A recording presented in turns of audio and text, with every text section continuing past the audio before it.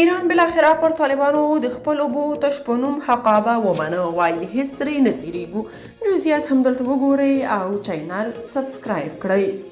څه موده وړاندې رسنیو خبر خپور کړ چې د هلمند سیند اوبه د کمال خان بند پر ځای ایران ته خوشي شوي، خو طالبانو یاد خبر رد کړ. مګر ایران بیا رسما هغه خبر تایید کړ. له دې ښکاري چې طالبان ایران سره په اوبو معامله کړې. د ایران د بهرنیو چارو وزیر د هلمند په سیند باندې د دوی د ادعا په اړه ټینګار وکړ او زیاته یې کړه چې موږ له دې سیند څخه د اوبو له حقه نه یو. د ایران د بهرنیو چارو وزیر حسین امیر عبدالله پرون دوشنبه د اپریل په 18 یو ټویټ کې لیکلي و چې د سمرقند په ښار کې د افغانستان د موقت حکومت د بهرنیو چارو له سرپرست وزیر ښاغلي متقي سره زما په وروستیو خبرو کې د اوبو په اړه په خپلې ادعا باندې ټینګار کړی. ښاغلي عبدالله حیان ادعا وکړه چې له متقي سره په خبرو کې دوی د هلمند سیند پر اوبو د ایران د حق په اړه یوې هوکړې ته رسېدلي او زیاته کړې ده چې د دواړو لورو په دې برخه کې د بیړني اقدام په اړه هوکړه کړې ده.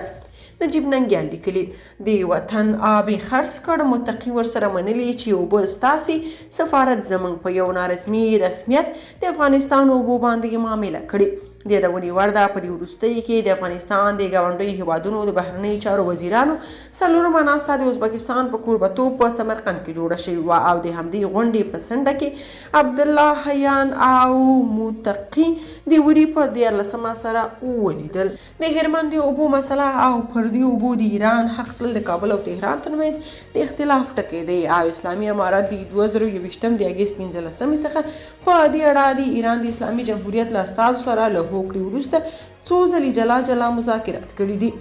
که تاسو په دې اړه څه نظر لرئ په کومنټ کې شریک او چینل سبسکرایب کړئ.